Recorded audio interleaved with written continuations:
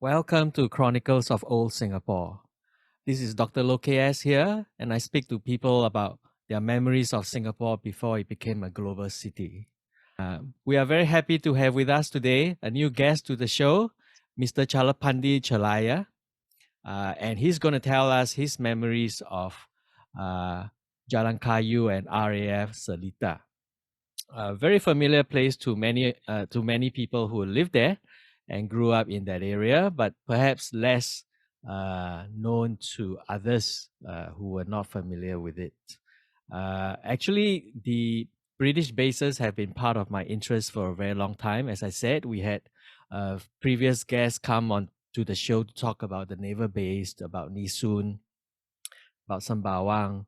And this is, of course, an area that's quite close to it, to the sort of southeast of the northern part of Singapore, Seletar and Jalan Kayu.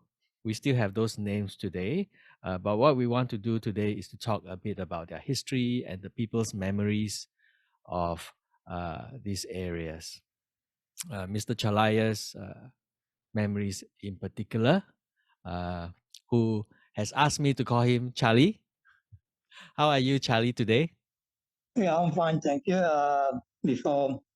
Once again, thanks for the invitation for me to share something special about the place that I grew up in. Hopefully, the younger generations will get to know a bit more about Jalan Kayu and RAF later in the years of 50s and 60s. Charlie, you have actually published a book on this. Can you show us the book? Yeah, sure. Book title is Through an Insider's Lens, RAF Seletar and Jalan Kayu, 1950s to 1960s. Yeah, that's right. When was the book published? About 2 years back, I had it published. And the reason why I wrote about this, I feel that with the changing landscape and modernization, something which is part of our heritage as well, could be forgotten.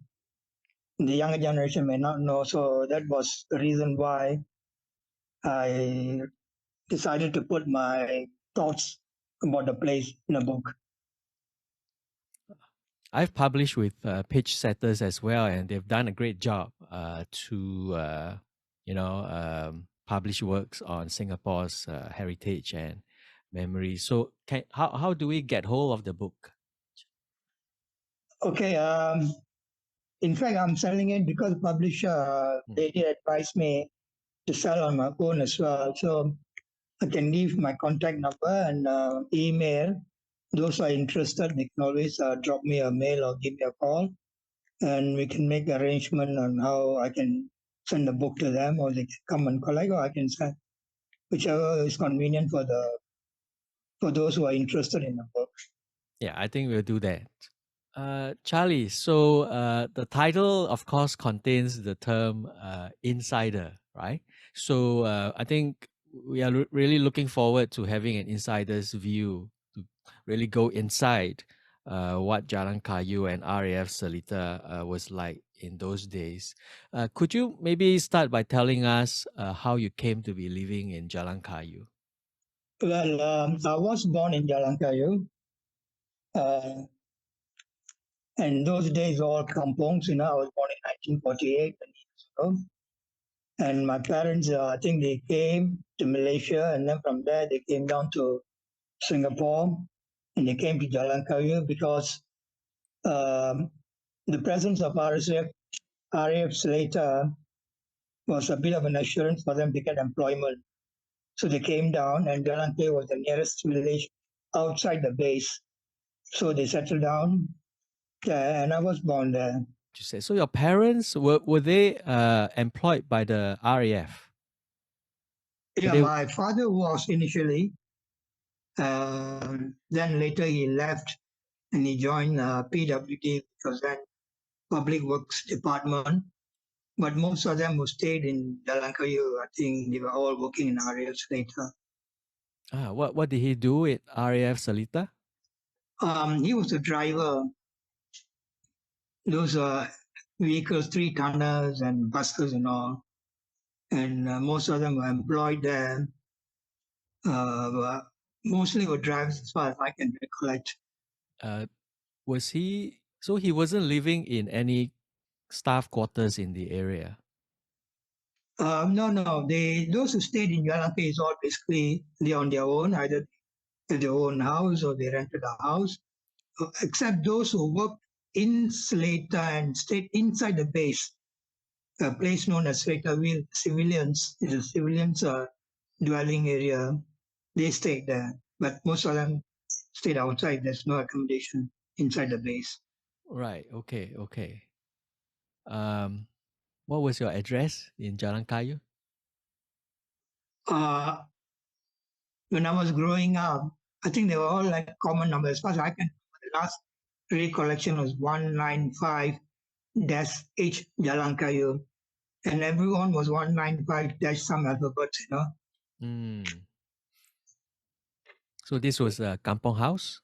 Kampong house, it's all atap and planks in. How many of you lived there? Even in the kampong, Sorry, in your house, your in family. my house, it's a big family. When we were there, it's about 7, 6. And then you grew up to about 10, over the years. Those days, large families, most households. That's right. Especially the rural area, the bigger they Yes, are. that's right, yes. How many siblings do you have? I've got 2 brothers and 6 sisters now. And at the time? At the time, 2 brothers and 8 siblings, 2 passed away, It's 1 passed away. 8 sisters, is that right? Yeah, you won't forget the numbers. So there were Yeah. your parents, and then were there any elderly people living with you? Yeah, my grandfather was staying with us. That's my father's side. Any relatives also living in Jalan Kayu? Yeah, most of the neighborhoods, there are certain enclaves, they all stay together nearby. They were all related one way or another, uncles, aunties, they're all related. I read online that Jalan Kayu was really a multiracial village, although obviously a lot of Indians lived there. Do you remember that there were Chinese, Malays living there as well? Yes. To me, Jalan Kayu is a unique place. They all stayed in enclaves, The Indians would stay nearby to one another and Malays normally on the fringe of where the Indian kampongs were, and the Chinese were in the farms, and they were also staying nearby. And we were all very close neighborhood, you have got neighbors, and we all communicated in whatever language we knew. Mm. Malay, they also understood Malay, we can communicate with them, and some of them understood a bit of English, So, you walk another 20 meters, you come to another kampong, and another 20 meters, another kampong. So it was a peaceful, harmonious coexistence. So your Great place. area was which part of Jalan Kayu roughly? Okay, in the 50s, east of Jalan Kayu, just behind the Jalan Kayu main road, that's where we were staying. And later, when Bukit Sembawang Group wanted to develop that area to build houses for the shortfalls within the base, most of us were moved across to the drain. There was a monsoon drain. We were moved more inland, away from the village itself. I see. So there were quite a bit of changes later on, right? When the whole place was changed. The changes took place from the mid-50s onwards. Most of the kampongs were resettled. People were moved out. Brick buildings were put up for the British forces. And the roads east of Jalan Kayu going towards the air base, a couple of roads, houses were built right up to the monsoon drain. stretching from Huiyo, just after Huiyo Chinese Primary School, just after that, where the current pet shop is. The petrol station used to be there. From there all the way up to the Jalan Kayu Primary School, or on the east of it, I see. houses were built. So these were changes carried out by the British. No. I mean, they were meant for the British forces, Uh, but was built by a local company known as Tong Li. His company name was Tong Li, and he was a developer who built all those houses. so this would have affected some of the kampong houses in the area. Oh yeah, definitely. Those who were staying closer to the main road, we were affected because most of the Indians were closer to that because most of them were, like I said earlier, were working in the base in RAF Seletar. So they were all moved out. Now, alternate dwelling were given to them. Most of them moved across the monsoon drain, and then the houses were developed for them. So I think most of them were affected by that resettlement were Indians and I would say a bit of Malays, handful of Chinese, but most of them, because most of the Chinese are farmers or shopkeepers who stay from the main road. I see. I see. Can I ask you, among the Indians, were there different groups of Indians living in Jalan Kayu? Um, yeah. I would say there were some, majority were Tamils. We had a few Malayalis. I mean, Malayalis are those who come from Kerala. Mm. And we also had Sindhis. Most of them were shopkeepers. Most of the shops in Jalan Kayu were dealing with textiles and all was from Sindhi, from North India, I see. and a bit of other Indians, but majority were Tamils and Malayalis and Sindhis. Right. And this is very much linked to their occupation in the area as well as in RAF Seletar. Yeah, I would say that. And probably there was a bit of a people from Sri Lanka as well. I think when the British came, they brought the labor supply from India. I think those were fairly educated, came later, they were working in clerical jobs and all. Those who are not that educated were doing a mundane type of job, drivers and laborers, and some even artisans who are slightly educated became technician, artisan, I would say, those days. They were not known as technician artisans. The artisans would be Malayalis or Tamils? A mixture of them. Mixture. They worked in, mostly worked in heavy vehicles, buses and three-tonners and Land Rovers, repairs. They were called as fitters. There are some Malays there as well, although they worked there, they did not. Some stayed in Jalan Kayu, some stayed in another village nearby as well. They call it Tonggam Picha. Your father was a driver. What was he driving?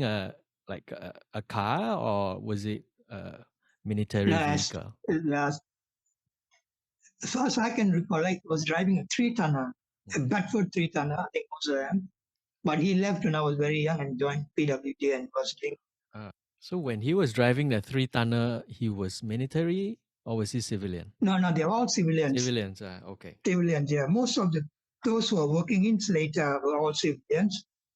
Although there was an element of RAF, the Royal Malaysian Air Force, they were locals, but they were employed in a uniform structure. They were given military uniform and all. They went through military. But these were youngsters, and they were. It is all written in my book about them, and they worked in squadrons and hangars, clerical staffs as well, to supplement the shortfall of the British forces personnel. Right. And when your dad moved to PWD, he continued to be a driver? Yes, he was a driver. What did he drive now? It He can't be was a driving three-tonner. these no, 3 tonner. This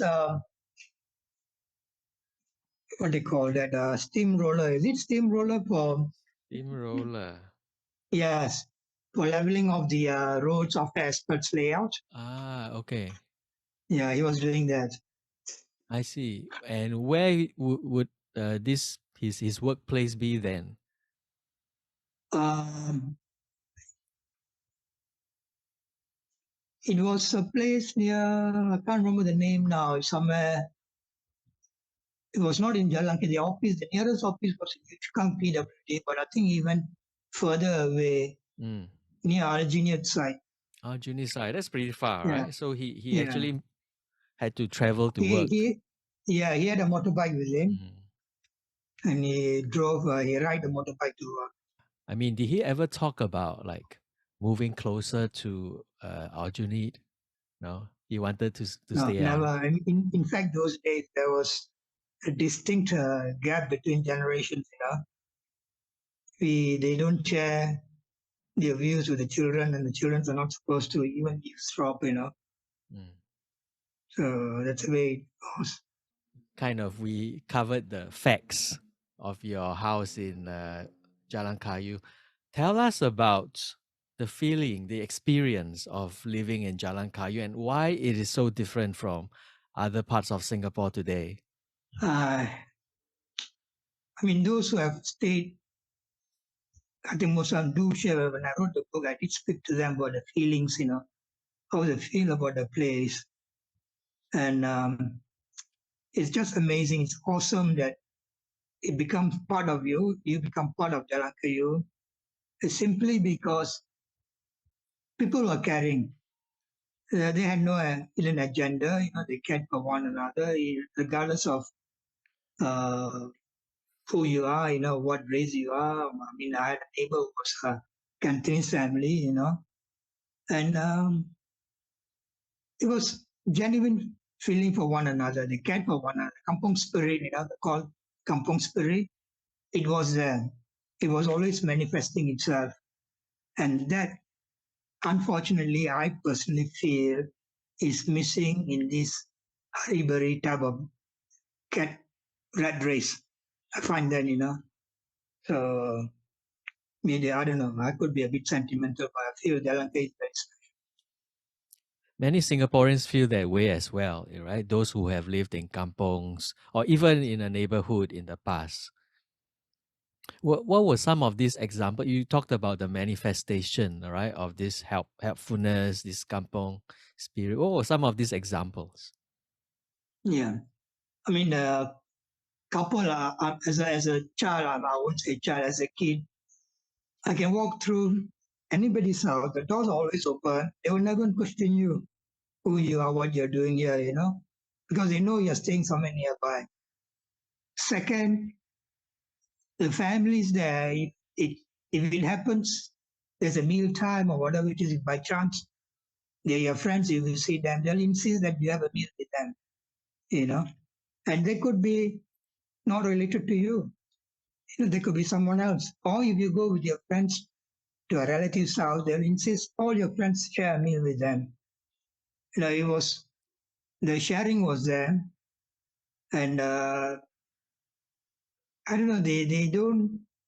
In fact, there's one very significant event which took place. I still remember that it was just during the riots we had, in '63 or something like that.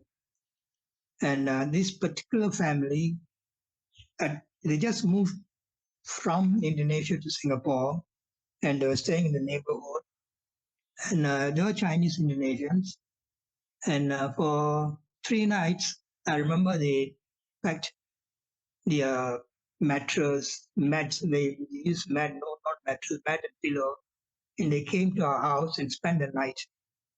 I mean, it was safe, nothing wrong, but because probably from where they came from, they had some unhappy experiences or unpleasant incidents.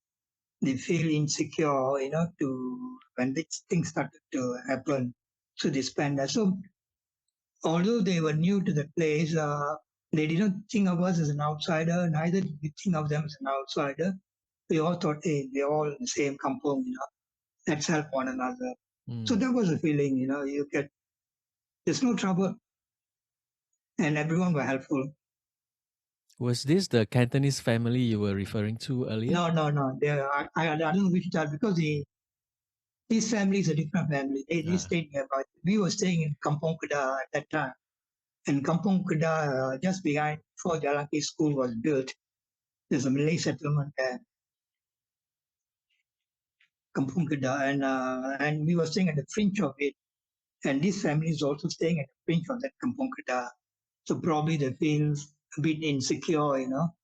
I see. Yeah, so they came and stayed with us. So, am I right that Jalan Kayu comprises a number of these kampongs? Oh yes, Mm. Kampong Kedah is one of them. Then there was another kampong. When you talk about kampong, when we talk about kampong, it's basically Malay kampongs. Mm. Mm. You know, uh, when they say Jalan Kayu means everybody. When they talk about kampong, Malay kampong, Kampong Kedah is just behind, used to be behind Jalan Kayu Primary School. And even after the school was built, it was still there. And but now it's all gone. Then there was another kampong which was behind the current old age home, which was formerly the Puyo Chinese primary school. Just behind them, there was another kampong basically made up of Javanese and Boyanese people. And there was another kampong which was near Tongkang Puchang, which was the road runs from Yuchukang, now is the Jalan Wood Bridge. It runs from there all the way to Jalan Kayu as well. But there's a settlement of Boyanese and Javanese staying there. So these were the major kampongs, and there were other Malays who stayed on the west of Jalan Kayu. But there was a lot of mixture there because of Indians, Punjabis, Malays, and a bit of Chinese, where the old Engwa cinema was from around that region. And that was the first covered cinema in Jalan Kayu. Right. Yeah, Um, so these were the Malay kampongs in the that's right. area. Yes, as far as Uh, I can remember these three. okay. Predominantly, these people saying that. And they seem to stretch quite a bit, right? It wasn't a small area. It stretched to the east and to the west. Yes. But I mean, I would say not more than 3-4 kilometers away. Probably the one Tonga which is a bit furthest away, but the rest is all walking distance. Mm. And was we all know the last surviving kampong in Singapore today, right? Supposedly, Lorong Buangkok. Was that also part of the area, or was that somewhere else? No. Bangkok was part of Wichkang, and after Bangkok was Woodbridge, the mental institute, and before that was the Mongrel Storms. And although Yichkang Road passes there, but it's not under Jalan Kayu as far as I can remember now. Right. Okay. So those were the Malay kampongs. Did the sort of Chinese or Indian neighborhoods, did they have names? No, those on the west of Jalan Kayu, mostly all the roads then was known as Lorong Tanggang. Although now they have re-gazetted the names and all, but they were all Lorong Tanggang. The minute you turn into the west of Jalan Kayu, it is all interconnected Lorong Tanggang. But as you go further down, then you come to Lorong Samak and Kampongs. Right. Okay. Okay. Thanks for clarification. I Yeah. want to go back to the meals a bit because I've heard of this before that people will ask you, join them for a meal, or you are just, being invited to people's houses. So they have cooked extra. Is that right? No. No, first, whatever they have, we share. Okay. Yeah, sometimes my friends will pop over, then my mother's okay, asking me. So they have whatever we have, we will have. And we'll just it's not an invitation. No No invitation. invitation. No invitation. It just, you can say get fresh fish too, but it just, if you are there, if they're having a meal, they'll invite you, please join us. No invitation given, You just, whatever there is, you will eat. If you're not hungry, you say, okay, it's okay, I'm not hungry, I'm full or whatever it is. But Right. And you don't have to like tell your parents I'm having dinner elsewhere. no. When they go back home, the chances are, if you don't eat, they might think that this guy has eaten somewhere else, They wouldn't, too many mouths to feed. Like, Right. so long as you're not hungry, you don't ask for food, they know you have taken meal somewhere else. And this means that you would be able to savor a lot of different dishes and cuisines, isn't it? No, not really. It's quite, if you go to any Indian family, it's basically quite typical. Mm. Whatever it is cooked, it's a curry, means curry, whatever, vegetables and all that. But I used to go to another family, Cantonese family as well. They will always have soup, and the mother will insist that I have soup with them. But she will tell me that if there is a beef, she say, "Babi jangan makan," in Malay, you understand Malay? This pork, don't eat pork, but you can eat ayam, chicken, or whatever. It's Ah. talked to me in Malay. So she will insist that I have a meal with them, Cantonese meal. Yeah, you mentioned the language earlier. So, what are the, maybe you don't know the full language, right? But what are the words that you can speak in other languages? Now, I can speak okay Malay. Yeah. I mean, when I was with this close family, I used to talk in Cantonese a few words, how are you, what's your name, what you're doing, ni hao ma, these sort of things. But over the years, I've lost touch. So other than Tamil, a bit of Malay here and there, that's about it in other language other than English. Do you remember any of your neighbors, their names, and what kind of unique characters they were? Yeah, I mean, the, there's one particular, as I mentioned, the Cantonese family. My immediate right hand neighbor, the son's name was June. No, July. July. June, Okay. July. So I don't know how it's spelled as July, but he said July. We always call him July, July. So until today, I don't know where they are. If they can hear this, wish them well. He was the eldest in the family. He had two younger brothers, and we always call him July. So that has been more than 60 years ago. But I remember the name July. The childhood, in those days, so different from what it is today, right? Did you spend a lot of time in the neighborhood? Yes, we only come back probably when night falls. If there's no school, we after school we always out, playing around. I can remember going and catching spiders, catching worms from monsoon rain. Those days, the monsoon rains were very clean, and you can scoop with a thread the worms from the ground and use that to feed your fighting fish. So there was always outdoor activities. Playing games, soccer, catching spiders, moving around friends, playing kites. There's a lot of things which keeps a youngster occupied. I mean, the neighborhood itself provided a lot of these play areas. You don't have to have a playground as such. No, we really don't have a playground per se. When we play soccer, it's in the rubber plantation. That is our playground. Whenever there's small areas available, we'll play any games which is available. I don't know what they call it, say Pro. Yeah. The other one, I can't remember the name now. We made from feathers and rubber, chaptek or something like that. We make up and play with that. So we do our own innovation and we play among friends. Such amazing days. Yeah. Yes, it is. Where did you study?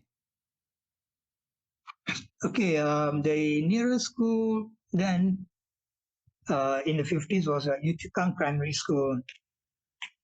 And I studied in Yuchukang Primary School until Jalan Kayu Primary School was built.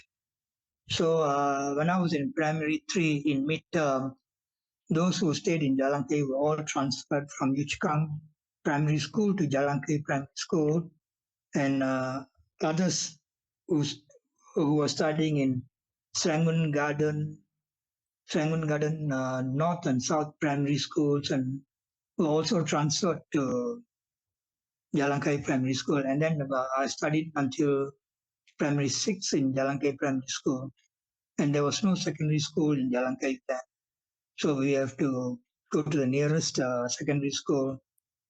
I went to school in Serangoon Garden Government High in at Litchfield Road. Now they've demolished it,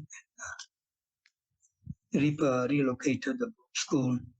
Could you say again, Jalan Kayu Primary School, which year was that set up? Do you know? I think it was 1958. Oh, okay. So this was a new school at the time. Yes, it was. It was. Like I said earlier, Jalan Kayu Primary School, the field was the beginning of Bosworthian Road, going all the way to Kampong Kedah, the Malay Kampong Asih, and all the way inland towards the farm area, Chinese farms, pig farms, and all. And then later, when they developed when they built the school, they took over part of that Bosworthian Road and made it into a field, and then they rerouted Bosworthian Road, running adjacent to the school field. Right. Yeah. Yeah. Actually, when you were talking about the kampongs earlier, I was thinking, someone should do a map, right, of the Jalan Kayu village, Yeah, and show the different areas, the kampongs, the schools, the shops. That would really let people see, how the whole area was like and how it was like to live there. yeah. In my book, I had a sketch done by my friend. It's quite Great. artistic, Yeah. and I've put that down as well. I don't know which page it is. But some of the roads, the maps that I try to get from SLA and all, Mm. because I don't think so. They periodically update the maps, and I couldn't put everything down on one page to put into the book. So I had 3 different maps there, and I just put it down as well. But I agree with you. Yeah. You should have a good layout of Jalan Kayu. Was there a town center in Jalan Kayu or village center? You can use the word village center. Yeah, the actual Jalan Kayu village uh, starts more or less the current. There's a double-story building still there, although it's fenced off. It was the first double-story building built in Jalan Kayu, and it started from there all the way down to the beginning of Jalan Kayu Primary School, the shop houses on both sides. That was a village proper, and all the shops were located there. Mm. And later years, they also built a market on the west, and over the years, south of the double-story building, they put up additional double-story shop houses. But the original village, which is in my cover page of the book, taken in 1952, is the village itself. Right. The double-story building, was that a commercial building or a public building? No, it's a commercial building. I remember as a kid being built, and it was a commercial building, and the first building was a restaurant. Okay. I can't remember what the rest were, but they built it. But now I think it's not occupied. It's fenced off, and that Ah, could be a heritage building for Jalan Kayu. right. It's not used today, yeah. It's not used today. And the shops were catering, would you say, mostly to the RAF servicemen? Uh, I think they catered for both Mm. segment. They catered for the RAF as well as the local. But the selected shops were mainly for RAF personnel, because when Jalan Kayu, where I said earlier that They built houses for the RAF personnel. They had shops catered for them, basically all British goods, that's from UK and sure where else they came from. We had one shop very predominant, and they mostly were catering for RAF personnel. Chikau, two shops they had. And the RAF, to cater for them, they had this place within the base itself. NAFI, they call it NAAFI, Mm. Navy, Air Army, Air Force. Force, they were catering the groceries and other commodities for the British personnel, and also for the locals, which means the Singaporeans, the Asians. We had a lot of shops, uh, from medicine shops to provision shops to meals, the grindings of chilies and rice and coffee shops. Yeah, it catered for the different demography of the people there. You mentioned just now textiles. So those textiles would be for the Yes, RAF? textile more for the areas because well, I did not buy anything from there, but other than the tailor shops, we had a couple of tailor shops. Mm. They made coats and suits for the British personnel, but they also cater for the local. But most of the textile shops were for the RAF, and also they had these white good shops, like high fives and TVs and all that, washing machine, fridge, more for the British personnel. And they also had antique Antique shops for them shops. as well. Oh, Yeah. what kind? Like Asian antiques? No, the Asian antiques, but I think customers, most of them were from the bases, RF, they buy them back. In fact, I have two friends who were here. They bought two chests of drawers back home in 70s, and they still have it with them. So they do cater for them. Right. Yeah. Were there selling cigarettes, drinks, alcohol? Oh yes, there were pubs for them. Yeah, there's a lot of restaurants to cater for them. We had two excellent fish and chips shops, Mm. June and Doris, if I remember them correctly, two side by side. We also had food catering for the local people, Chinese food, and at night they'll pitch up the hawker stalls and pitch up the tents, and in the evening they'll light up the place, and you can get all the best food in Jalan Kayu there.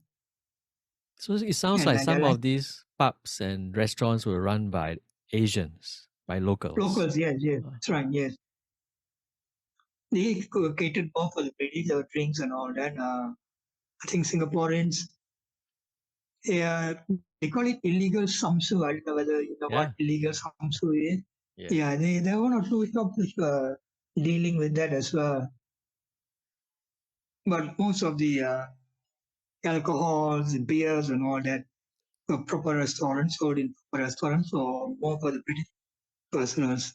Although they had their own clubs inside the base, probably, I don't know, they were more disciplined in the base rather than outside. Speaking of illegal, were there gangsters in the area? There were gangsters, I mean, I remember those days, they call it 18 and 24. I think these two were the main groups. Mm. They were, I mean, if you don't disturb them, they disturb you, but then they have their own territorial areas they try to take care of it. Then we have occasional skirmish here and there, and you can see the reserve units, once in a while you see them. Yeah, we do have, we had. And were these only Chinese societies, or were they Indians also join them? Malays, did they join them as well? I'm not very sure about this, but a few Indians were in that group as well, in the Chinese groups. They were there. Mm. Was there a cinema in Jalan Kayu, or Yeah, entertainment wise? there were two cinemas in Jalan Kayu. One was, as I mentioned earlier, in Jalan Kayu Primary School. used to be an open air cinema, and they demolished it and built a school there. And another one was at the junction of Jalan Kayu and Lorong Samak, the current Lorong Samak, the church, the Chinese church there, Seventh Adventist, can't remember the name now. It used to be an open air cinema, and they demolished it and they built a church there. And then they built the first covered cinema in Wa, just about 100 meters along Lorong Samak. And that has been brought down for redevelopment. Mm. And that was a place of entertainment for most of the people from Jalan Kayu, and also people from Seletar, those civilians who stayed in Seletar, they used to come to Jalan Kayu to watch a movie there. In those days, there were no TVs. A big question for you. Did you ever, as a kid, right? Did you ever go inside RAF Seletar? As a kid, yes. I mean, we, as people staying outside the base, we are not, we don't have free access into the base. You know, you have to, someone have to come, and those staying in the base have to come and book you in. You know, they say book you in. But the base, every year they'll organize something similar to an open house where they'll display all the aircraft, the fire vehicles, they have shows, the dog show, you know.